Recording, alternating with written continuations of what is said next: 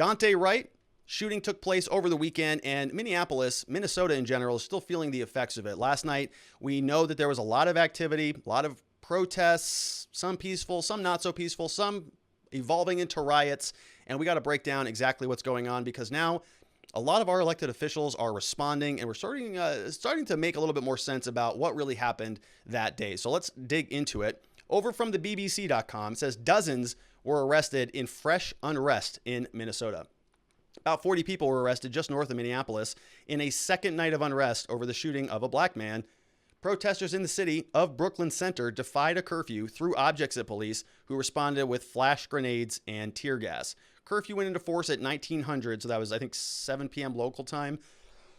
Excuse me, got a little bit of a cough today, I apologize. Across 4 counties with a huge enforcement deployment. In a press briefing after midnight local time, State Patrol Colonel Matt Langer said officers had reached out to organizers to try to keep protests peaceful, but unfortunately, the organizers weren't able to influence the desires of the crowd. Langer said that officers had been shelled pretty significantly with objects, including fireworks. He said protesters had pushed against the fence of the Brooklyn Center Police Headquarters, and a decision had been made to push back the crowd.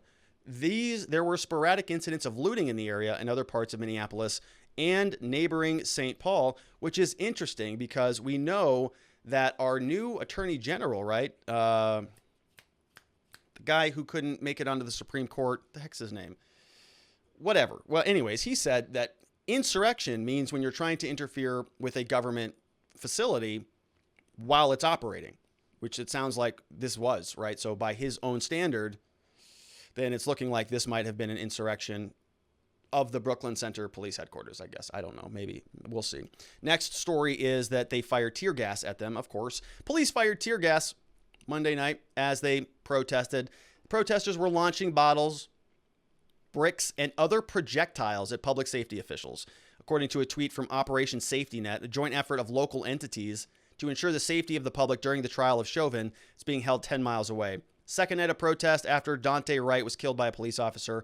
The officer was identified as Officer Kim Potter during a routine traffic stop. Curfew was in effect for Brooklyn Center. Police arrested those in violation who ignored dispersal orders. By 11 p.m., most protesters had left the scene around the police station, according to witnesses. Here is one shot of what was going on. So shutting down the Manhattan Bridge, solidarity with Dwayne Wright and the Brooklyn Center community.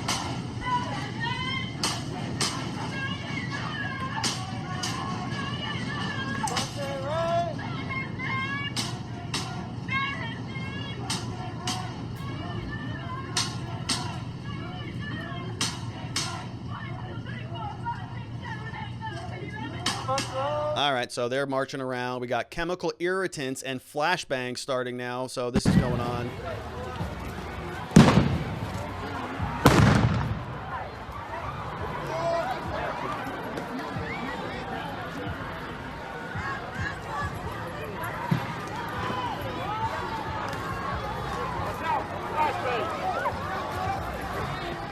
Saw that gal there, sort of dual use mask, dealing with COVID and preventing tear gas. So it's kind of a nice little dual use there. Pretty good. Maybe somebody should market a product for that.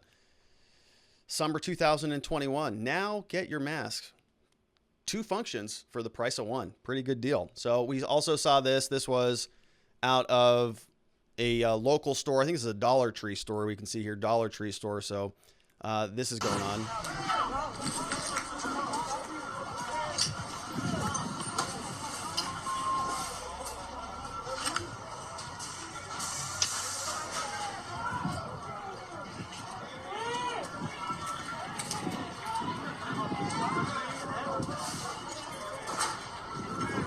All right, so filming themselves committing a bunch of crimes and apparently stealing for justice, shoplifting for justice in this country. Really don't know what that's going to do to help anything other than agitate people on all sides. Absolutely useless. So thanks for doing nothing and setting back the justice reform movement for another decade. Again, we could use some more of that. So thank you. Keep going. Great stuff. We have Biden now calling for a full-blown investigation into Daunte Wright shooting. Hey, Joe, it might have something to do with the entire structure of our federal justice system that you created in the 80s and 90s, but You're right. Let's look into it. President Biden urged a full-blown investigation into whether the officer who fatally shot Daunte Wright on Sunday was acting intentionally or accidentally fired her weapon. Which is just wild. We're even going down this road, but it seemed to me pretty obvious that it was an accident. We have some information and some narrative that's going the other direction that's showing that maybe this officer, I don't know, intentionally tried to shoot and kill this kid.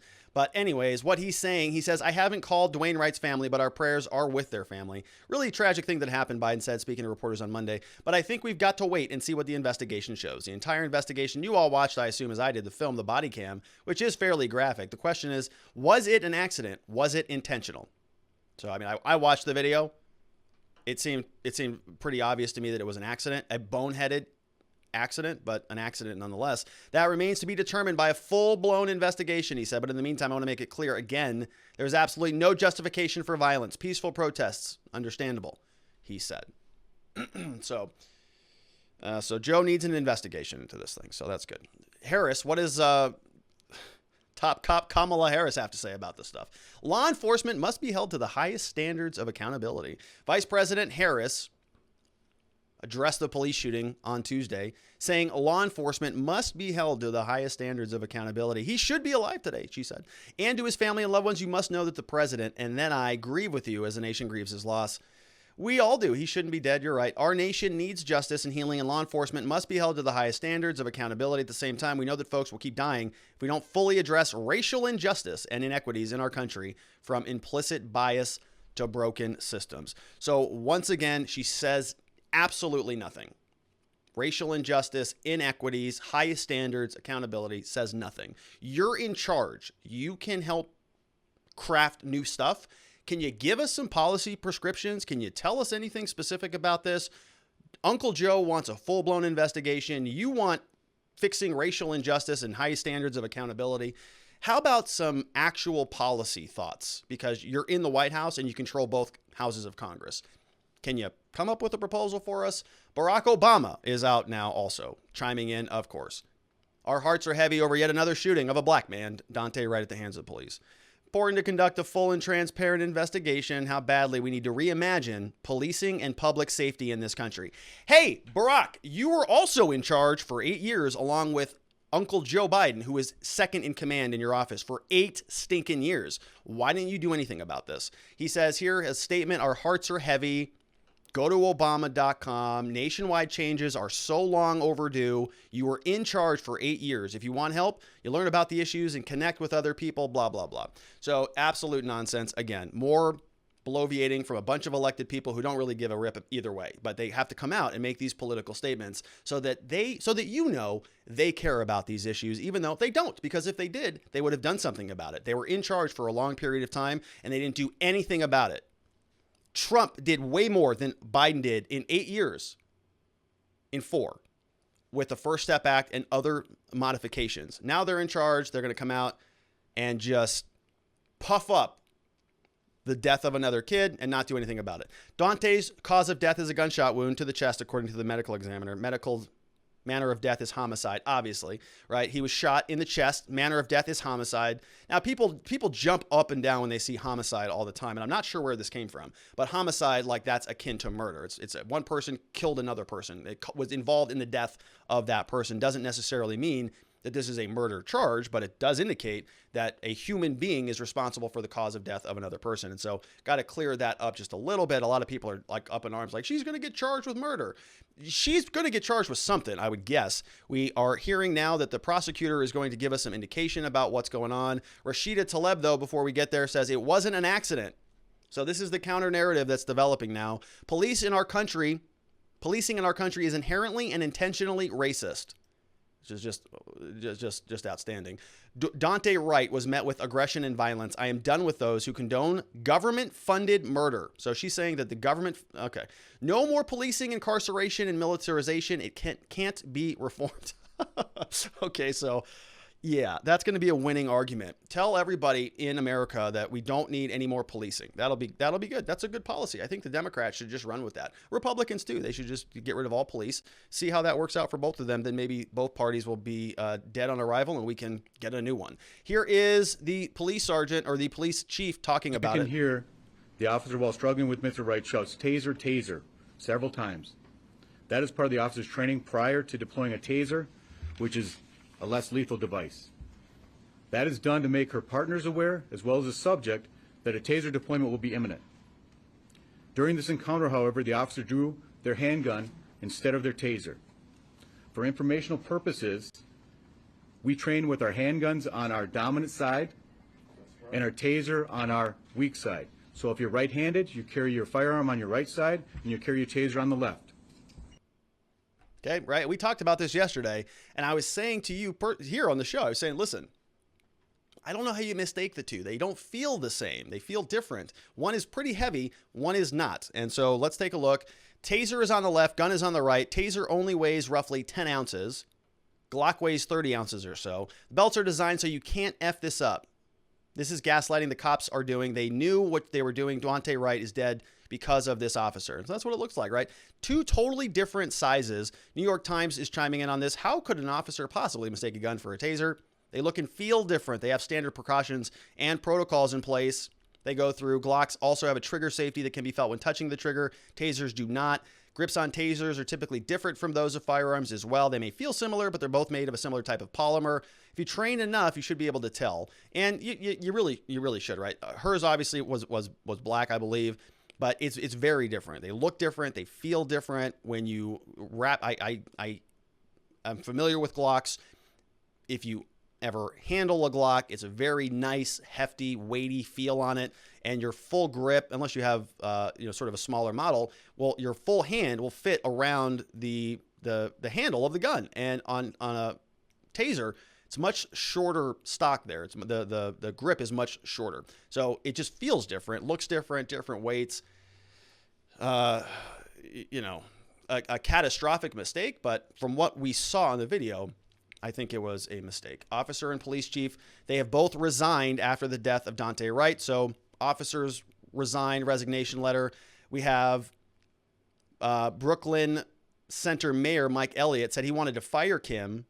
He's not yet accepted her resignation. So Kim Potter, doing our own internal process to make sure we're being accountable and the steps we need to take. So the police chief also resigned from the suburb.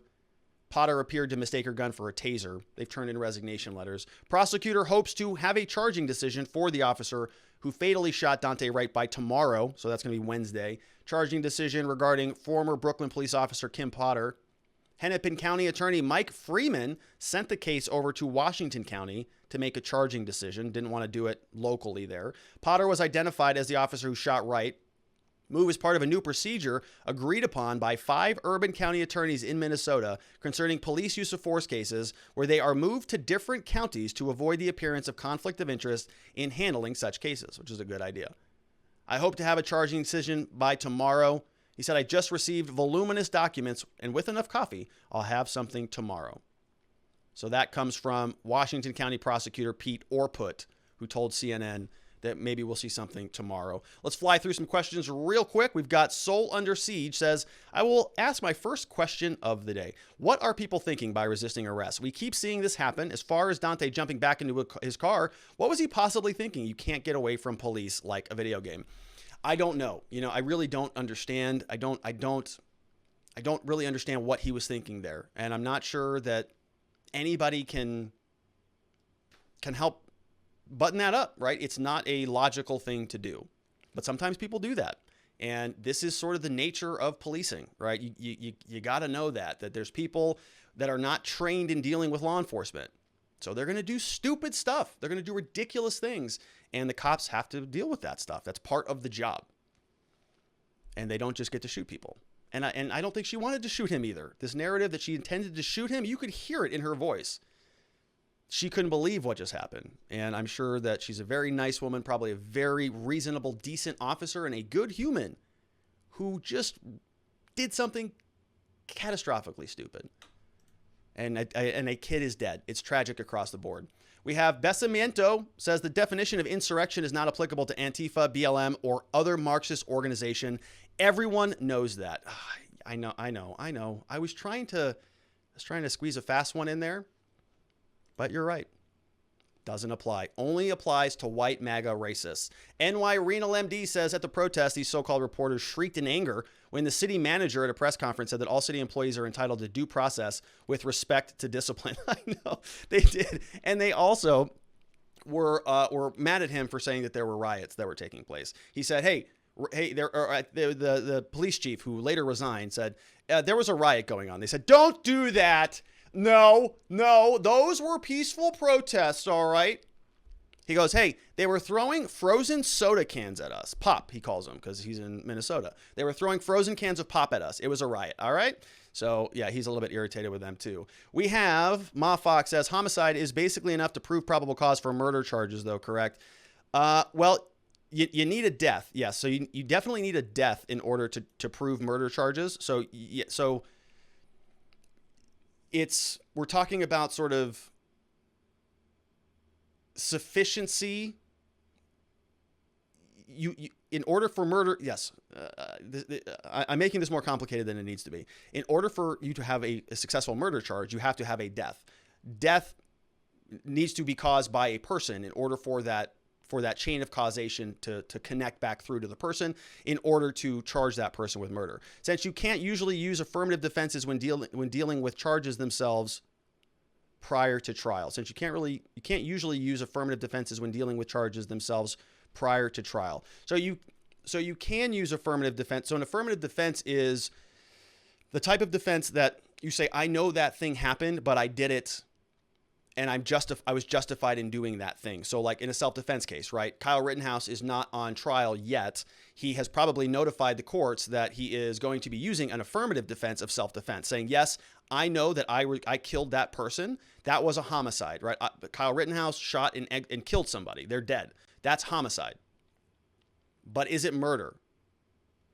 You got to have the homicide in order to contemplate murder. Now they are contemplating murder. And so he's being charged with murder, obviously, but his defense is going to say, yes, I did commit homicide because I technically killed those people, but it wasn't murder because legally it doesn't meet criminal liability because self-defense is an affirmative defense. I know I killed them, but it's not murder.